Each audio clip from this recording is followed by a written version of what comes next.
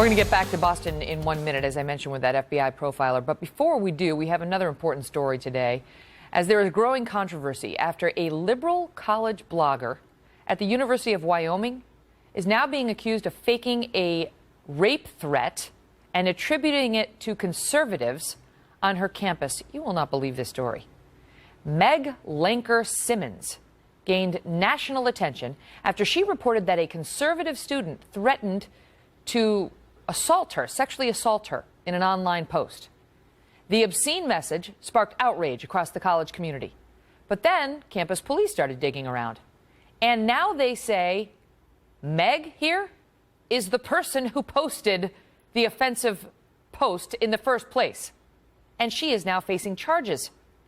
Katherine Timpf is a reporter for campusreform.org, a conservative group that spends time investigating and highlighting incidents like these. Katherine, welcome to the program. And so, Meg, I don't know. If this is true, she appears to have some problems because she posted this disgusting thing saying, I want to hate F.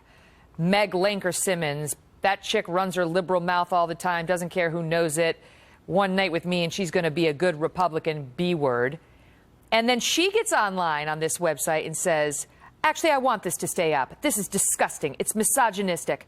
She says, remember, there was a creeper that took the time to think this up and type it, but it took an admin to publish it. Even if it's taken down, I'm left to wonder if there's someone out there with a violent fantasy about me and likely other women. And now the cops are saying it was Meg. Meg posted both of those. Mm-hmm. Yeah, it's definitely disgusting, disgusting stuff. And she went on and on and on in her blog about how it's so disgusting. And, you know, it's a really evil thing to do. She was trying to frame conservatives, police are saying, to do this. She did this on purpose. She did this herself to make an entire community on campus look bad.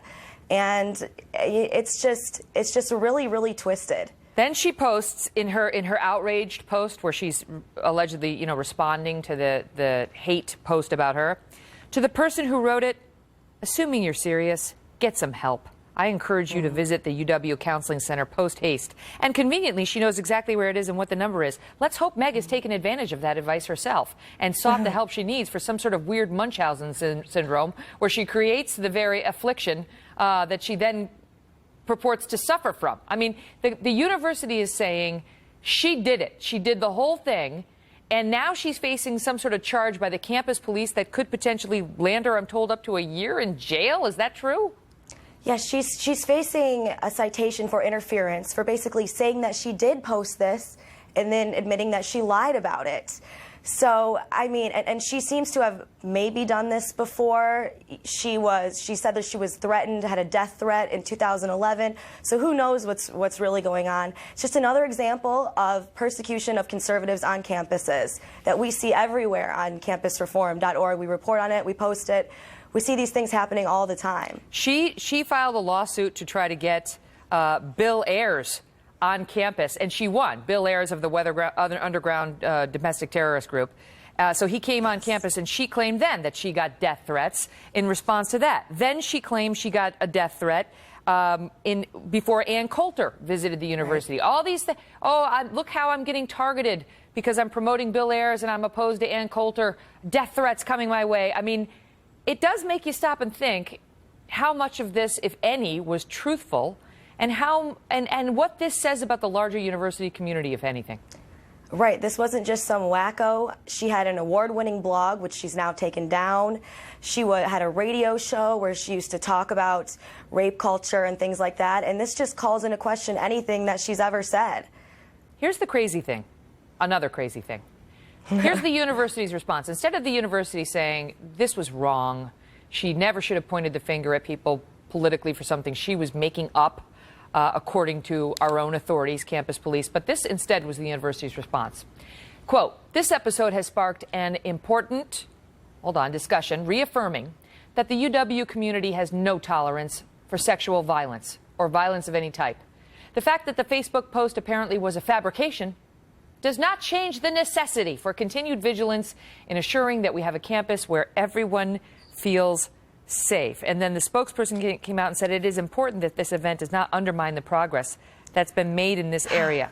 What are they talking about? I mean, of course, nobody wants violence, but they're saying this was almost a good thing.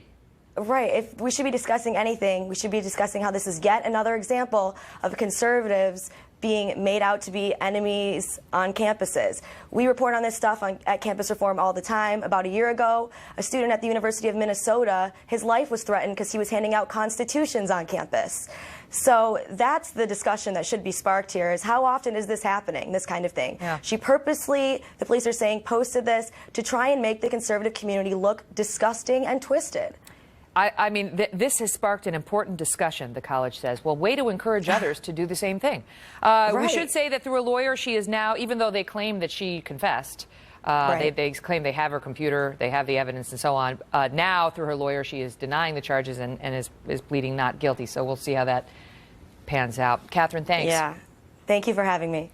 Coming up, Fox News has now confirmed that the FBI believes that the Boston bombing suspects built their deadly devices in an 800-foot apartment